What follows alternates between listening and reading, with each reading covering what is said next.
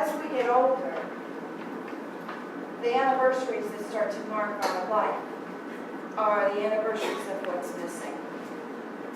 Anniversaries like it would have been a 70th birthday, or how can it be 9 years since he's been gone. I've actually been a widow for 3 years, and so it's amazing how fast time goes. And this is here living almost called 2 a.m. April. Tulip petals flail open in the kitchen heat, unforgiving purple, white in the center, wild, exposed, spent, burnt orange, edged in yellow, dark red, black at the core, the way black is at the core of everything. The table is messy with spring. A week before his 70th birthday, it's time, she thinks. Tonight, she thinks. Or as morning lumbers to the tree line, to put this behind her, this mourning her dead, this awakening from sleep night after night, this standing at sliders contemplating the moon, unmistakable shadows at the edges where gardens end and wilderness begins, noticeable even in this dark. Widowed 3 years, it's time. Time to take a lover. Spring demands it. She'll try as always to return to sleep, to memories of him, but instead dreams the night sky as suitor, his palm warm on the nape of her neck, his black body leaning and urgent, the bed riotous with color. For Wayne. Wasilla, Alaska, December 12, 2001. Before they scrub, spray, disinfect, remove. I want to lie on the kitchen floor, rest my cheek in your blood that pools through the ceiling vent, collects on white linoleum. Friends, family, husband insist and I stay away until the cleaning crews come and leave. 3 days.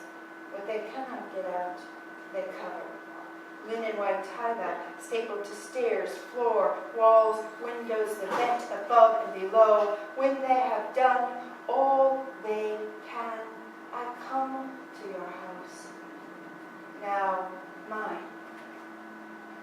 Do not expect so much. Right.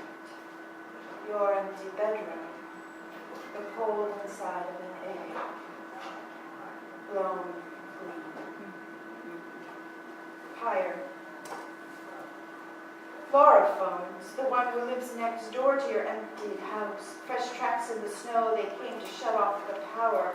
Temperatures have not risen above freezing in weeks, but I refrain from calling Matsu Valley Electric. Let the pipes freeze, burst wide in revolt.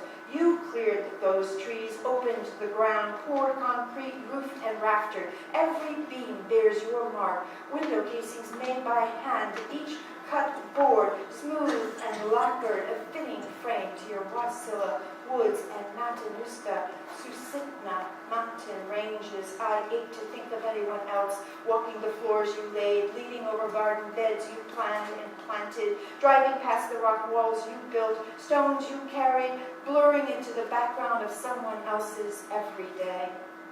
And what of your blood seeped into the grain of subfloor, into sheetrock and studs, impossible to wash out? I want to take that 11-hour flight back across 4 time zones and torch it. All of it. Your house, garage, shed, a belated pyre. I want to watch it burn.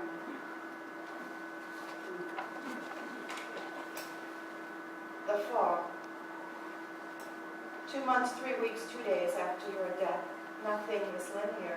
The hour past is the hour ahead. I turn again, everything at an angle. I lose my footing, the back of my head, sharp against the stair, swells where the slug exited your skull.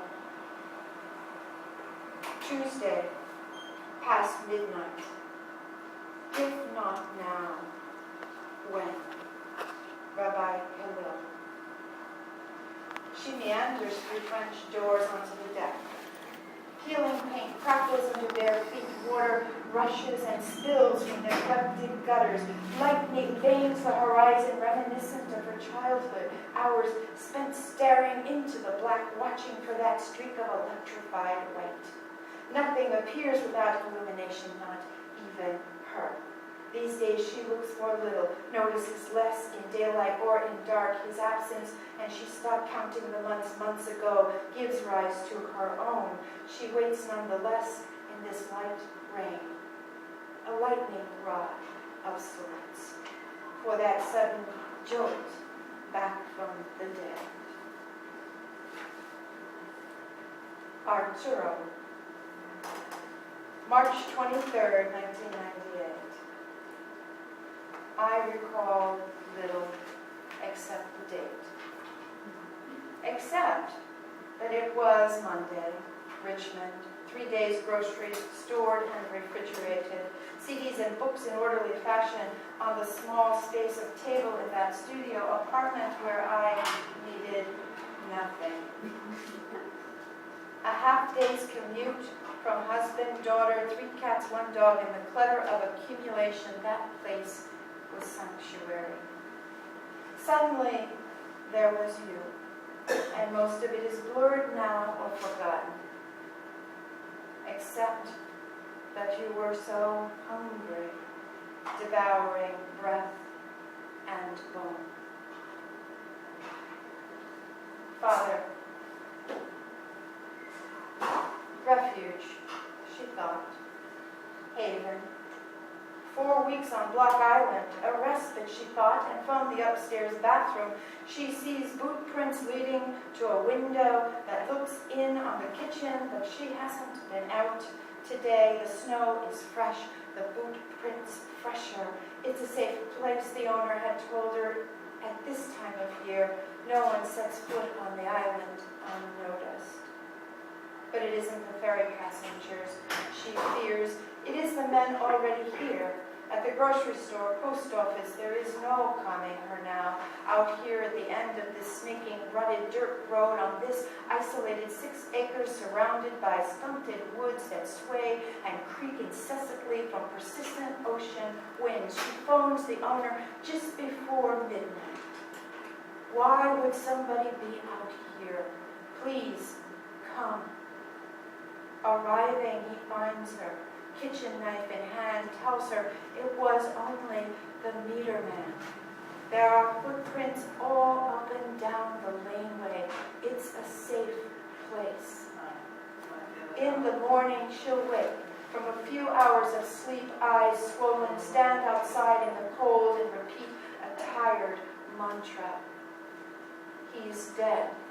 He cannot hurt me.